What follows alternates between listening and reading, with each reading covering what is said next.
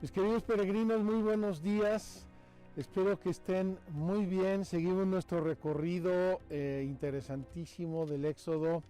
Seguimos en Petra, como pueden ver, y como pueden ver por el frío que sigue haciendo desde ayer, que casi nos nieva. Y hoy, miren, estamos en la parte interna de Petra. Es una zona preciosa, arqueológica, enorme, inmensa. Llevan más de un siglo excavando cosas y siguen descubriendo cosas maravillosas. Hoy vamos a tener nuestra catequesis. Vamos a iniciar aquí con dos breves temas del Éxodo, del libro de el Levítico, los números. Ahora les digo qué cita es. Y vamos a hacerla desde una iglesia bizantina, preciosa iglesia bizantina, porque el pueblo nabateo, que fue el que llevó esta ciudad a su máximo esplendor en los siglos 3, 2, 1 antes de Cristo, el pueblo nabateo eventualmente se hizo cristiano, y en el periodo bizantino aquí hubo un gran florecimiento del cristianismo. Transformaron algunas de estas edificaciones paganas antiguas hasta en una catedral. Hubo aquí una catedral a un tal obispo Jasón, si no recuerdo el mal, allá por el año 470. Bien, pues quiero hoy comenzar con dos breves textos de la Biblia y vamos a comentarlos brevemente para seguir nuestro itinerario bíblico. Quiero comentarles del capítulo 20 del libro de los números, dos cosas que mencioné ayer e incluso les mostré desde la cima del así llamado monasterio de Petra, la tumba de Aarón en aquella montaña alta, muy alta, que vimos desde lejos. Les hablé de eso y les hablé también de la caballerosidad y del respeto de Moisés, y aquí lo tenemos el día de hoy. Dice el capítulo 20 de los números, de los versículos 14 y siguientes. Envió Moisés mensajeros desde Cades al rey de Edom. Así dice tu hermano Israel: ya sabes por qué gran calamidad hemos pasado. Nuestros padres bajaron a Egipto y nos quedamos en Egipto mucho tiempo. Pero los egipcios nos trataron mal y nosotros igual que a nuestros padres. Clamamos entonces a Yahvé y escuchó nuestra voz. Envió un ángel y nos sacó de Egipto. Ahora estamos en Cades, ciudad fronteriza de tu territorio. Déjanos por favor pasar por tu tierra. No cruzaremos por campo ni por viñedo, ni beberemos agua de pozo. Seguiremos el camino real sin torcer ni a derecha ni a izquierda hasta que crucemos tus fronteras. Edom le respondió: no pasarás por mí. Si lo haces, saldré espada en mano a tu encuentro. Le respondieron los israelitas: seguiremos por la calzada y si bebemos agua tuya, yo y mis rebaños, pagaremos su precio. Se trata de pasar a pie, no tiene importancia. Respondió él: no pasarás. Y salió Edom a su encuentro con mucha gente y mano poderosa. Como Edom negó el paso a Israel por su territorio, Israel dio un rodeo. Y el rodeo fue precisamente allá.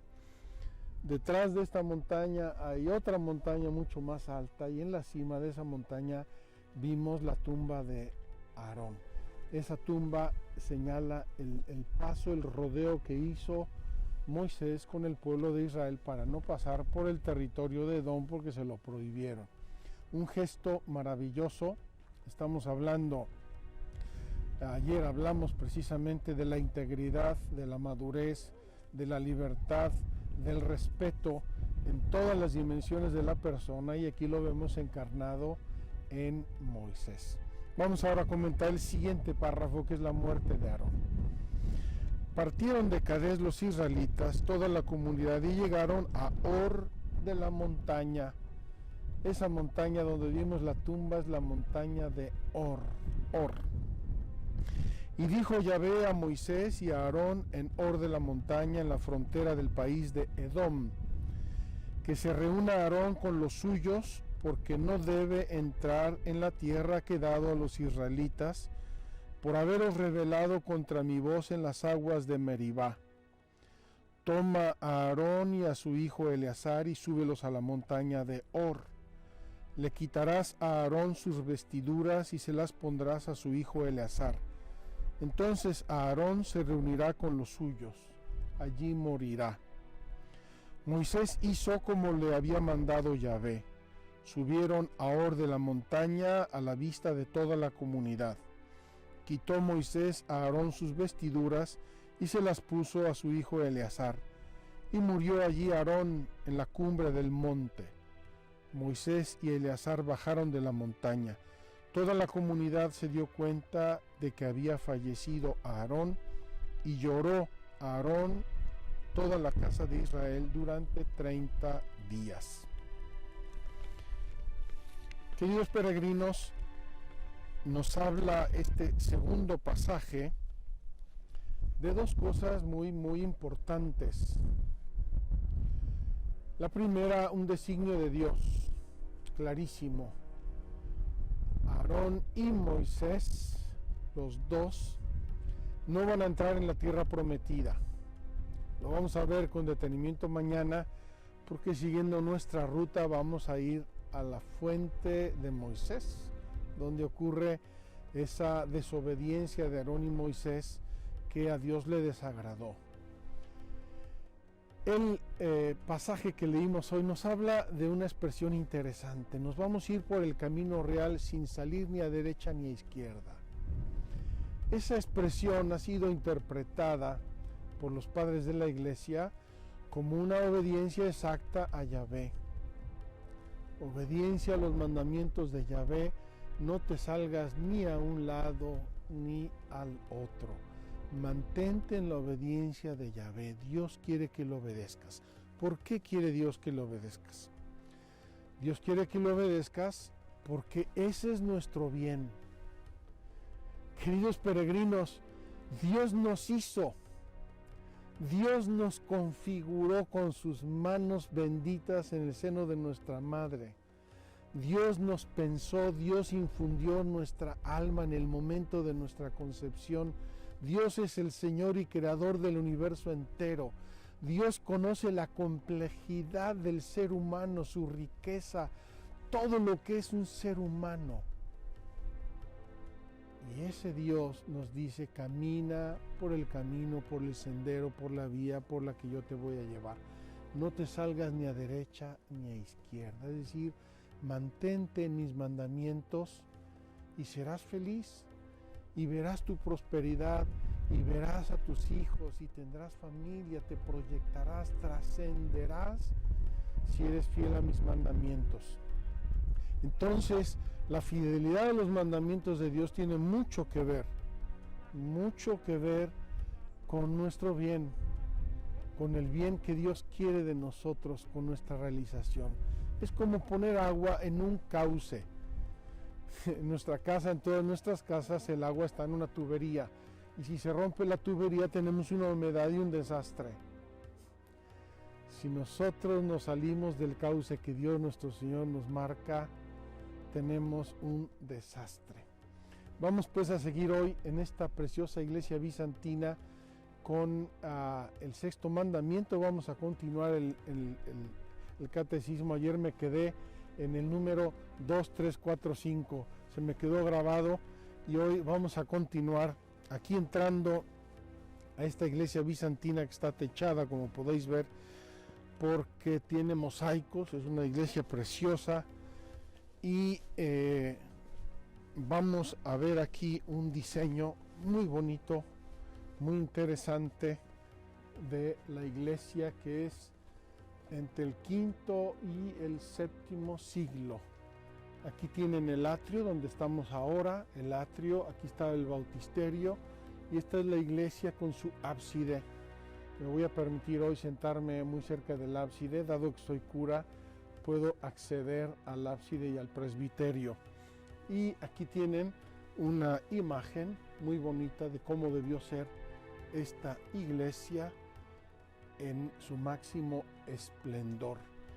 Parece ser que Petra sufrió, como muchos otros lugares de la Tierra Santa, sufrió por un grande terremoto que hubo en el año 749. Año 749, un terremoto devastador de toda esta zona. Vean, estamos entrando a la iglesia. Aquí, Ana Pau, acércate, veles mostrando un poquito de mosaicos, las columnas, los capiteles. Es una iglesia preciosa, muy importante, tiene inscripciones, es vestigio de un grande periodo de civilización de este pueblo de los nabateos. Libérame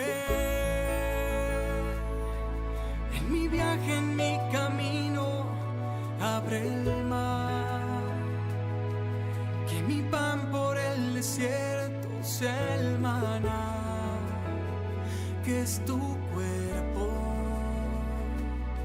Y si te tengo, nada más me faltará.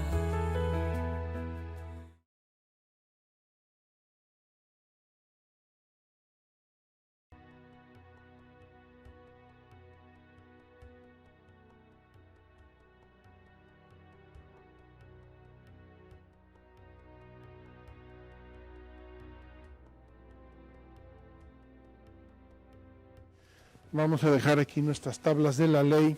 Por cierto, cada uno de ustedes tiene que ir escribiendo. Yo no he empezado porque no he tenido tiempo, escribiendo los mandamientos o pintándolos.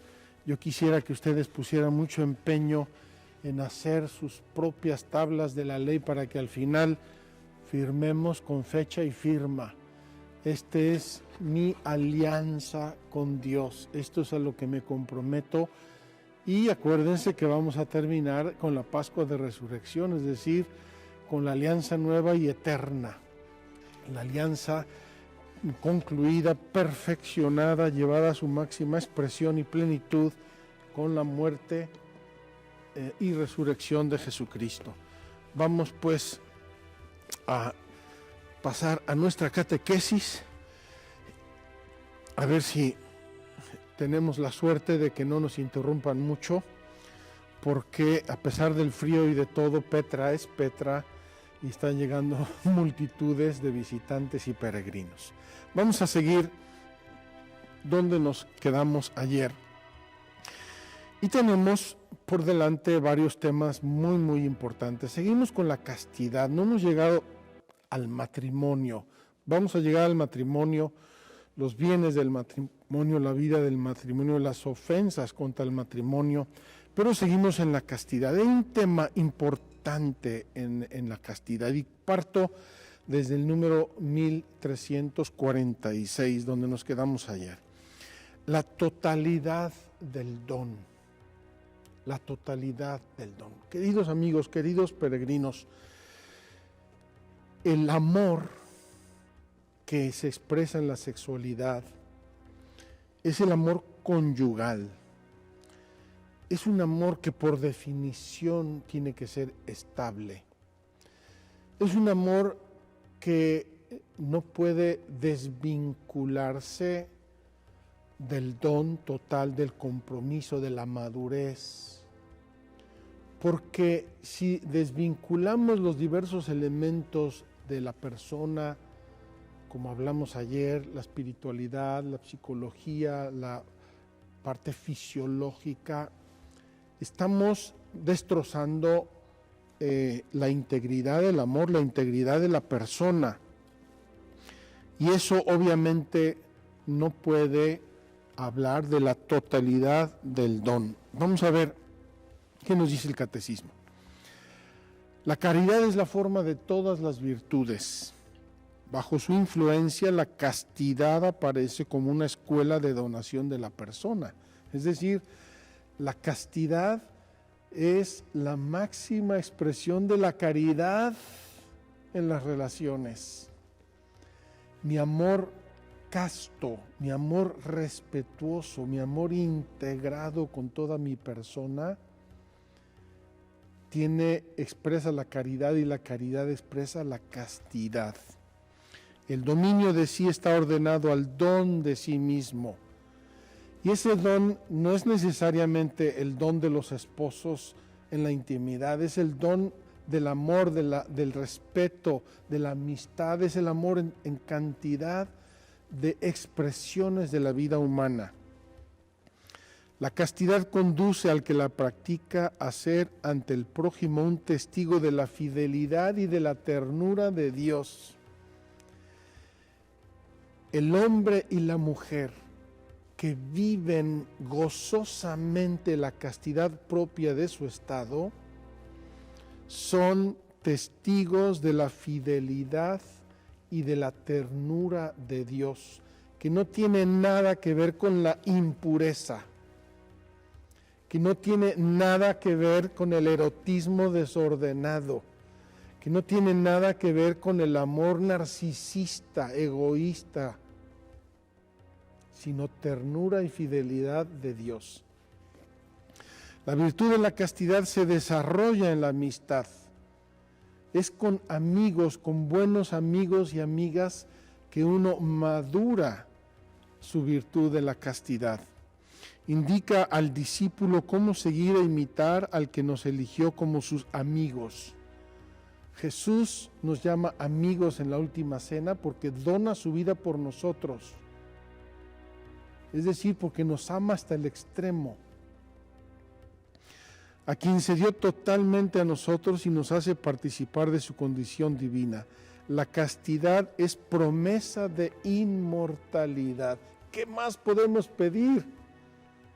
¿Qué más podemos pedir? La castidad se expresa especialmente en la amistad con el prójimo. Desarrollada entre personas del mismo sexo o de sexo distintos, la amistad representa un gran bien para todos. Conduce a la comunión espiritual. Qué bien se siente uno cuando está entre amigos. ¿Cuánto necesita uno a los amigos cuando los necesita? Cuando uno siente tristeza, soledad, miedo, angustia, necesidad, ¿a quién recurre uno? A los amigos, a los que ama, a aquellos con quienes vive en una comunión espiritual. La castidad tiene diversos géneros, como dice el catecismo. Todo bautizado está llamado a la castidad. Eso, todo ser humano y todo bautizado está llamado a la castidad, es decir, a la perfecta integración de su sexualidad con su ser, con su personalidad, con su libertad, con su amor, con su capacidad de amar. El cristiano, además, se ha revestido de Cristo, modelo de toda castidad. Todos los fieles de Cristo son llamados a una vida casta según su estado de vida particular. Como ya mencioné ayer, el casado como casado, el soltero como soltero, el viudo como viudo, el célibe como célibe, el consagrado como consagrado. Cada quien en su propio estado de vida. En el momento de su bautismo, el cristiano se compromete a dirigir su afectividad en la castidad. Por el bautismo, nosotros tenemos un compromiso de vivir en la castidad. Por eso, quienes no viven en la castidad, quienes se alardean de no vivir en la castidad, los que presumen de sus aventuras fuera de la castidad, están negando terriblemente el nombre cristiano, deshonrando a Cristo y a la Iglesia y a nuestro ser cristianos. La castidad debe calificar a las personas según los diferentes estados de vida, a unas en la virginidad o en el celibato consagrado, manera eminente de dedicarse más fácilmente a Dios, solo con corazón indiviso. A otras de la manera que determina para ellas la ley moral, según sean casadas o célibes. Las personas casadas son llamadas a vivir la castidad conyugal. Las otras practican la castidad en la continencia. Y aquí el catecismo dice una palabra sobre los novios. Cuando yo era niño, empezó la grande discusión sobre las relaciones prematrimoniales. Me acuerdo muy bien porque tenía yo unos 8, 10 añitos y en mi casa se discutía el tema, obviamente, que venía de las escuelas católicas. Yo crecí en un ambiente donde era claro, antes del matrimonio hay que vivir en castidad, después te casas y puedes vivir tu sexualidad en la propia de la vida matrimonial. Lo tenía claro como el agua. De repente empiezan las discusiones, relaciones prematrimoniales. Es que para que sepas, para que entiendas, para que te prepares, no es una cosa así alejada del matrimonio, es justo antes para que entiendas, ¿no? Yo digo con santa ingenuidad, perdónenme que sea yo como Sancho Panza. ¿Qué diferencia hay entre pre y extra? ¿Cuál es la diferencia que hay entre prematrimoniales o extramatrimoniales? Y así los que han caído y siguen cayendo, porque eso es lo que se predica en todas partes y lo que se anuncia en todas partes, en las prematrimoniales, se siguen luego con las extramatrimoniales porque es exactamente lo mismo. Se deseducan jóvenes, adolescentes, hasta niños, tristemente, en un desorden de la vida matrimonial, de la castidad, y ese desorden se arrastra luego a la vida matrimonial. Novios, vivan en la castidad, amen la castidad. Hace poco tiempo tuve una conversación bellísima con una jovencita que se va a casar y me dijo: padre, amo a mi novio con todo mi corazón y lo admiro mucho y lo quiero mucho, porque desde el día 1 que nos conocimos me dijo: yo quiero ser tu novio y quiero casarme contigo. Ayúdame a vivir, a que vivamos juntos en la castidad de nuestro noviazgo y nos preparemos así al matrimonio. Qué precioso que haya jóvenes que todavía creen en la castidad, que todavía creen en la virginidad, que todavía creen en una vida ordenada según los mandamientos de la ley de Dios. Vamos a ver cuáles son las ofensas contra la castidad. Y ahora no estamos todavía en las ofensas contra el matrimonio, contra la castidad. Primero, la lujuria. La lujuria es un deseo o un goce desordenados del placer venéreo. Placer venéreo, ¿qué dice el diccionario del placer venéreo? Perteneciente o relativo al deleite o al acto sexual. Cuando se busca el placer venéreo por sí mismo, solo se busca el placer venéreo, se cae en la lujuria, una ofensa grave a la castidad, a la virtud de la castidad a la que estamos llamados todos los seres humanos por el sexto mandamiento. La lujuria es un deseo o un goce desordenados del placer venéreo. El placer sexual es moralmente desordenado cuando es buscado por sí mismo, separado de las finalidades de procreación y de unión. Y esta lujuria tristemente también se puede vivir en el matrimonio.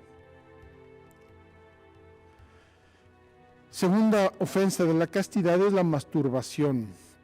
Se ha de entender la excitación voluntaria de los órganos genitales a fin de obtener un placer venéreo.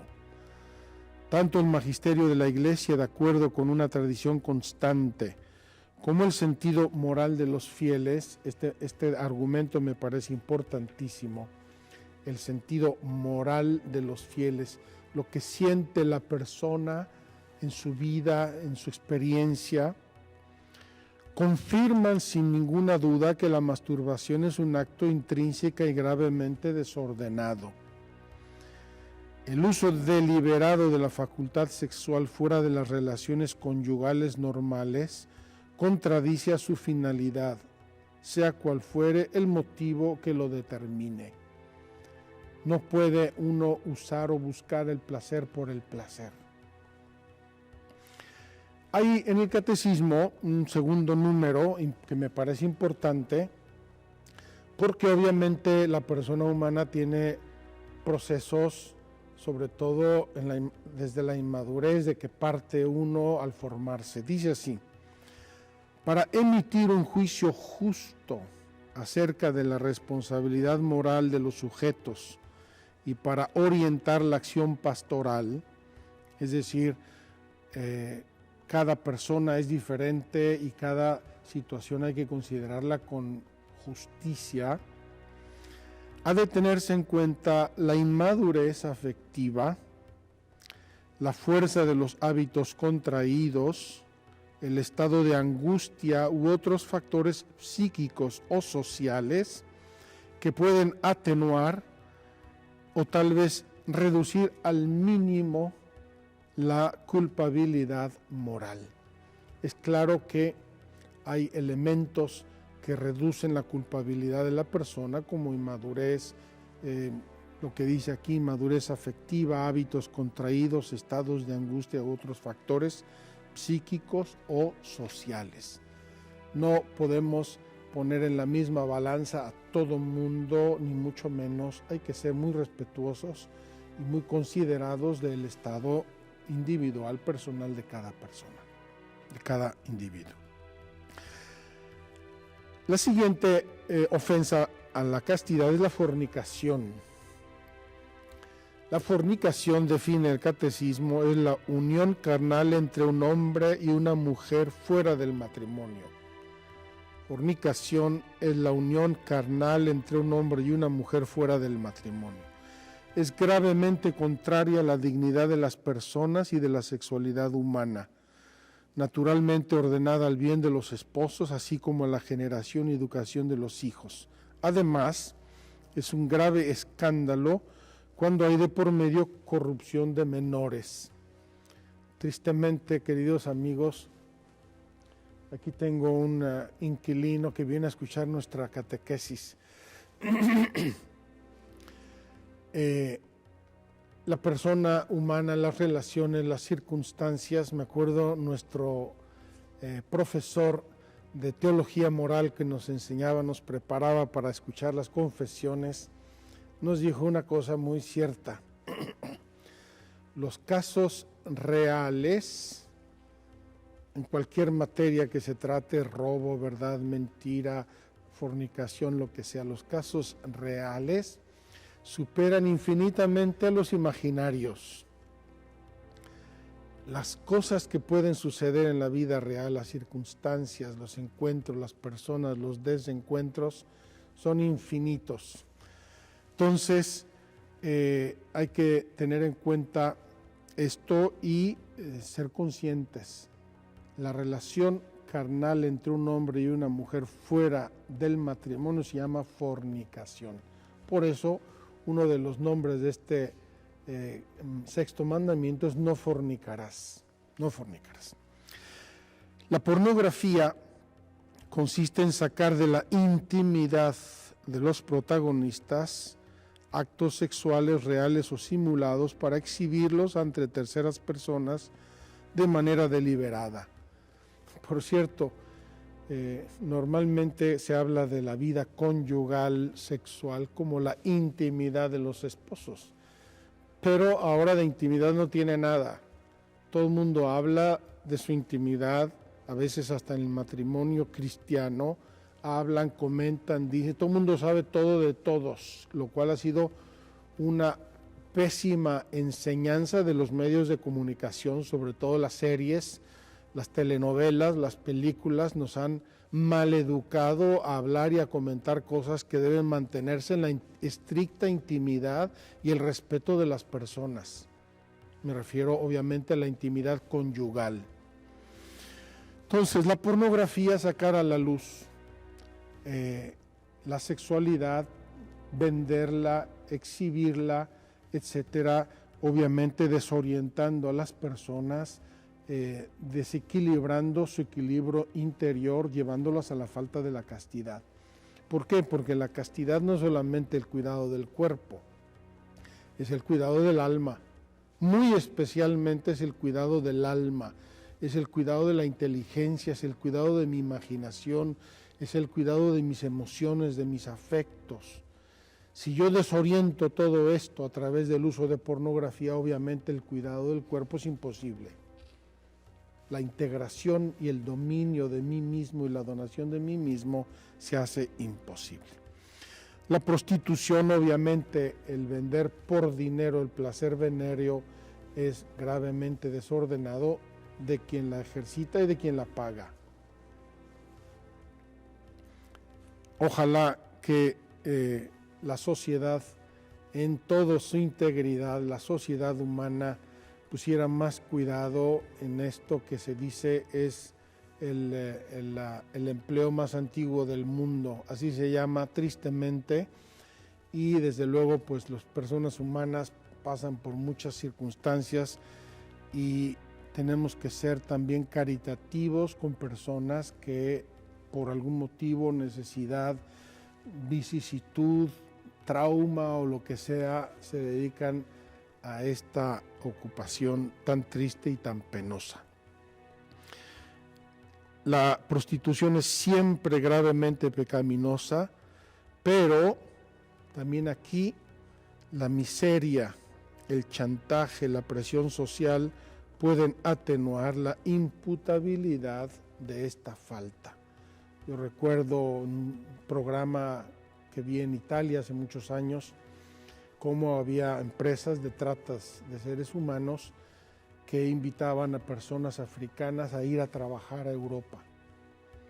Llegaban a trabajar y les quitaban los documentos, los pasaportes, todo, y con violencia física y psicológica las metían a trabajar en la prostitución, denigrándolas, obviamente, faltándoles al respeto, contratos de todo tipo inhumano, y pues quizá una persona que se ve forzada a esto, como dice el catecismo, tenga una imputabilidad mucho menor de quienes realizan y hacen ese comercio de seres humanos. Qué tristeza. Finalmente, la violación. La violación es forzar o agredir con violencia la intimidad sexual de una persona. Atenta contra la justicia y la caridad. La violación lesiona profundamente el derecho de cada uno al respeto, a la libertad, a la integridad física y moral. Produce un daño grave que puede marcar a la víctima para toda su vida. Es siempre un acto intrínsecamente malo. Más grave todavía si esta violación es cometida por familiares o por educadores de niños o adolescentes, porque a la violación se añade el abuso de autoridad, usando la autoridad y la confianza que un niño, que un adolescente tiene en un pariente o en un educador, se ve caído en las trampas, en el abuso sexual. Es tremendo, es dolorosísimo, requiere obviamente una sanación de muchos sentidos y una compensación a veces, porque el daño que se hace es muy, muy, muy grave. Hasta aquí tenemos todo el tema de las faltas contra la castidad. Las repito brevemente, solo por enumerarlas: lujuria, masturbación, fornicación, pornografía, prostitución y violación. El catecismo, antes de hablar del amor de los esposos, que me parece bellísimo, tiene un párrafo interesante, importante, sobre la orientación al mismo género. Yo quiero leerlo, lo voy a leer porque es muy claro. No quiero hacer comentarios al margen que no vienen al caso. Voy a leer lo que dice este párrafo: castidad y homosexualidad. La homosexualidad designa las relaciones entre hombres o mujeres que experimentan una atracción sexual exclusiva o predominante hacia personas del mismo sexo.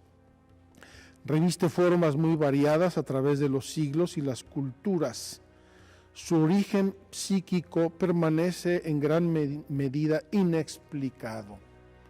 ¿Por qué algunas personas tienen atracción al mismo sexo, permanece inexplicado, no se sabe bien.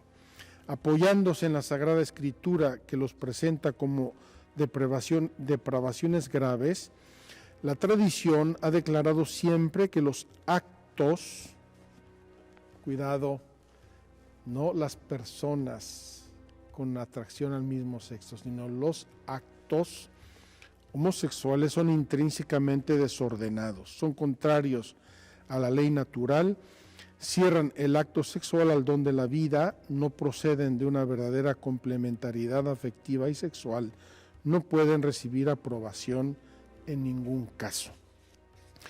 Dice el catecismo, añade, un número apreciable de hombres y mujeres presenta tendencias homosexuales profundamente arraigadas. Esta inclinación objetivamente desordenada, no subjetivamente porque no es culpa de nadie, constituye para la mayoría de ellos una auténtica prueba.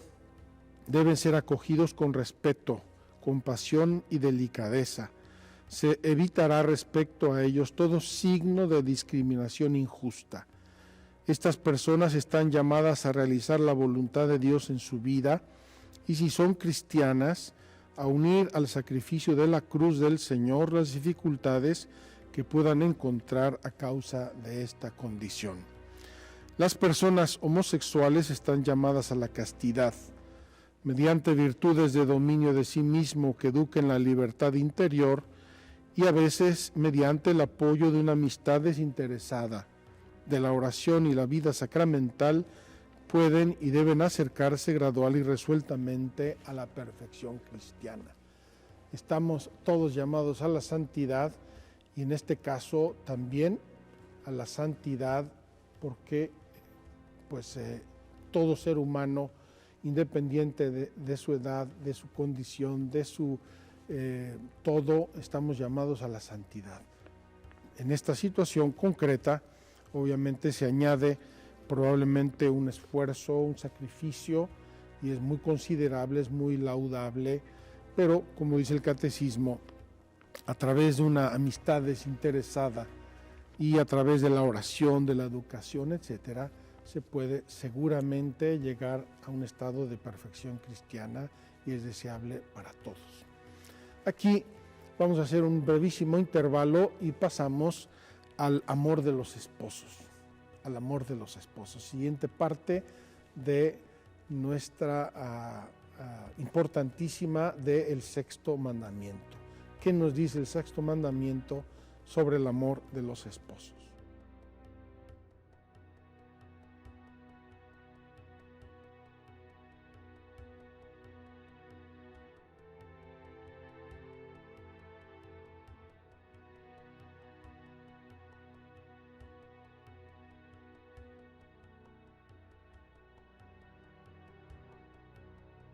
Quiero decir antes de empezar con la tercera parte de este mandamiento que es preciosa, el amor de los esposos, que estamos en las ruinas de la ciudad de Petra y muchas civilizaciones antiguas decayeron precisamente por un abuso de la sexualidad, por corrupción moral de las costumbres en la sociedad, se van introduciendo.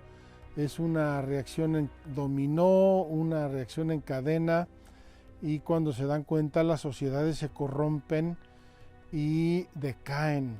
El ejemplo clásico es Sodoma y Gomorra, pero también otras ciudades, probablemente Petra, donde estamos ahora grabando, no lo sé. En todo caso, con este bellísimo panorama de este templete vamos a terminar esta segunda parte de nuestro sexto mandamiento, y es el amor de los esposos, el amor de los esposos. Dice así: la sexualidad está ordenada al amor conyugal del hombre y de la mujer. En el matrimonio, la intimidad corporal de los esposos viene a ser un signo y una garantía de comunión espiritual.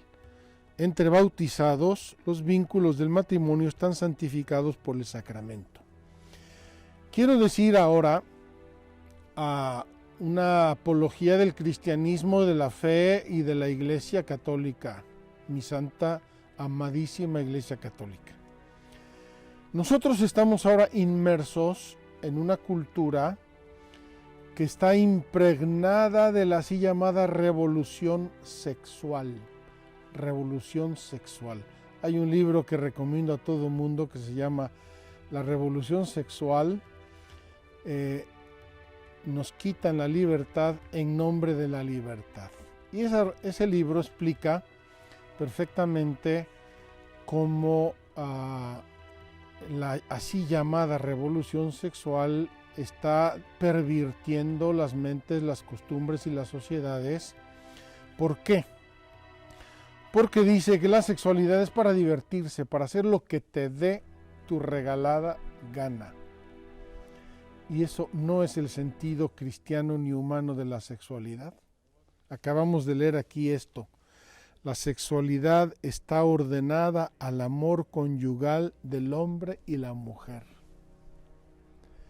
Entonces, hacer lo que te dé la gana contradice la naturaleza de la sexualidad, contradice la virtud de la castidad y contradice palmariamente el sexto mandamiento de la ley de Dios. Y me temo que mucha gente en este momento se alejan de Dios y se alejan de los sacramentos y se alejan de la iglesia porque sienten en su carne la contradicción entre la revolución sexual y los mandamientos de la ley de Dios.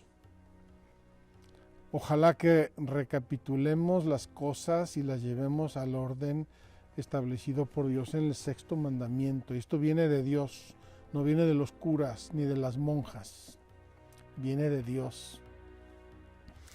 La sexualidad está ordenada al amor conyugal del hombre y de la mujer. En el matrimonio, la intimidad corporal de los esposos viene a ser un signo y una garantía de comunión espiritual. Lo importante es la comunión espiritual, que se expresa, se significa en la unión conyugal. Entre bautizados, los vínculos del matrimonio están santificados por el sacramento. Fíjense qué hermoso. Los actos conyugales santificados son fuente de gracia, de santificación, de alegría, de paz. Yo muchas veces me he preguntado cómo es posible que el mismísimo acto en su materialidad, en su expresión biológica, puede ser el pecado más horrendo y la ofensa más horrenda, o puede ser un acto santo, maravilloso, que honra a Dios y a los hombres. Sigamos con nuestro catecismo. La sexualidad mediante la cual el hombre y la mujer se dan el uno al otro, con los actos propios y exclusivos de los esposos, no es algo puramente biológico, sino que afecta al núcleo íntimo de la persona en cuanto tal. Esta es la importancia de la castidad, esta es la importancia de la fidelidad, esta es la importancia del matrimonio. La parte biológica es importantísima y expresa la comunión y la donación entre personas. Ella se realiza de modo verdaderamente humano, solamente, hay dos adverbios de modo, verdaderamente y solamente, cuando es parte integral del amor con que el hombre y la mujer se comprometen totalmente entre sí hasta la muerte. Una donación en una relación fuera del matrimonio, fuera de un compromiso de comunión, no es verdaderamente humano, es animal, o no sé cómo llamarlo, pero si lo verdaderamente humano es parte de un amor integral entre un hombre y una mujer que se comprometen totalmente entre sí hasta la muerte, ¿cómo se llamaría fuera de este contexto? Se lo dejo de tarea. Los actos con los que los esposos se unen íntima y castamente entre sí son honestos y dignos. Son santos, son buenos, son maravillosos, son expresión de su amor, de su comunión, de su donación recíproca, de su entrega, de su compromiso.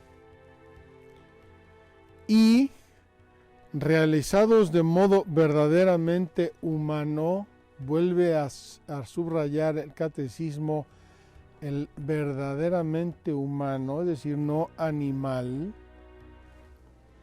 significan y fomentan la recíproca donación con que se enriquecen mutuamente con alegría y gratitud. La sexualidad es fuente de alegría y de agrado.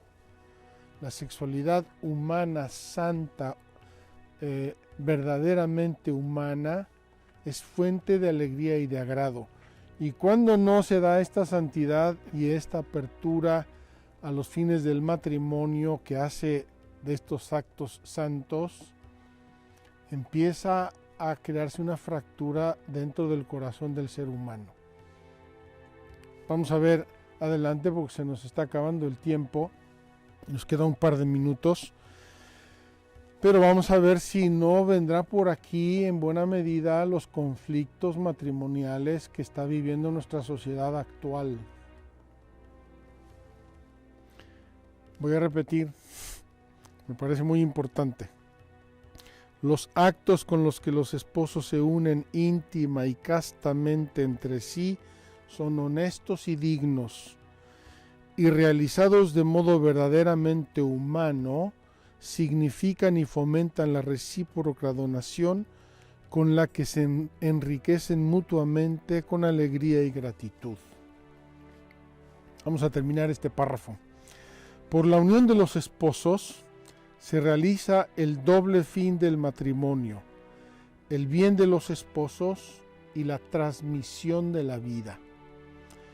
No se pueden separar estas dos significaciones y valores del matrimonio sin alterar la vida espiritual de los cónyuges, ni comprometer los bienes del matrimonio y el porvenir de la familia.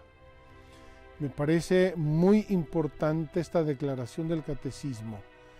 Si se separan las dos significaciones del matrimonio, de la unión del matrimonio, el bien de los esposos y la transmisión de la vida, se alteran la vida espiritual de los cónyuges y se comprometen los bienes del matrimonio y el porvenir de la familia.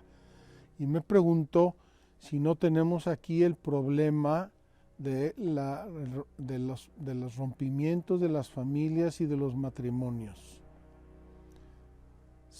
Lo dijo ya el Papa Pablo VI hace 60 años, 50 años en la Humane Vitae. No se puede desvincular los fines del matrimonio porque se parte a la persona humana. Y dos partidos no hacen un entero.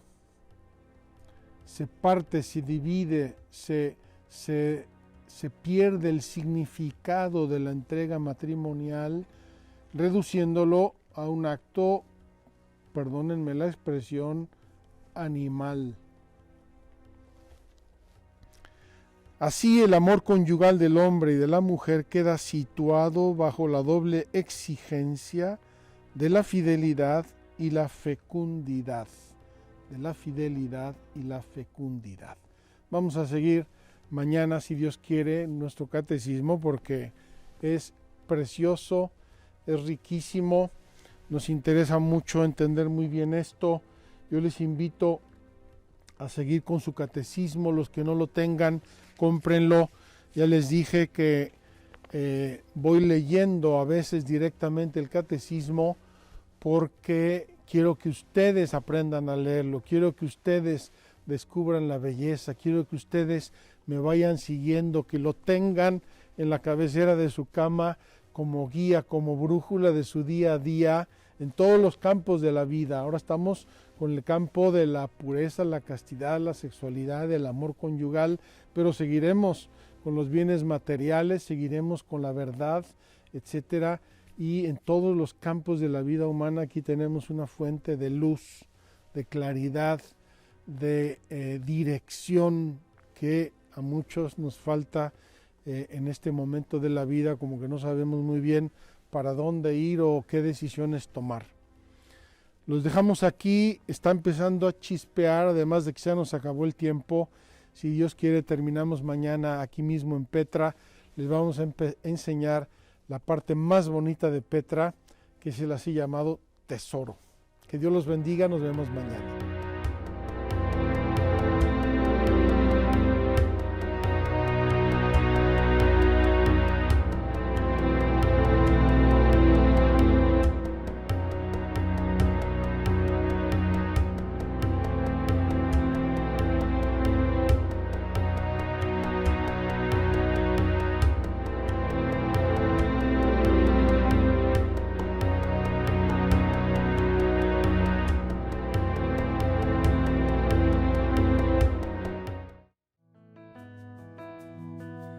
Libérame en mi viaje, en mi camino, abre el mar, que mi pan por el desierto sea el maná, que es tu cuerpo. Y si te tengo nada más, me faltará. Libérame. Siempre en ti mi vocación, mandamientos que nos dan la salvación, que rompen cadenas de este plan que tú escribiste, que conduce a tu presencia.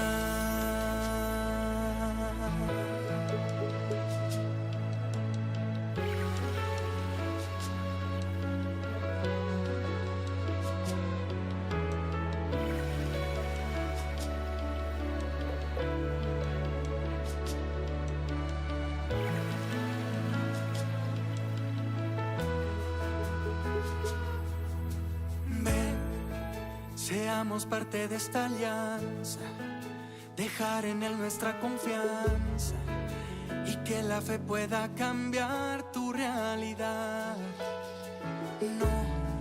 No nos toca caminar atados, fui creado para amar.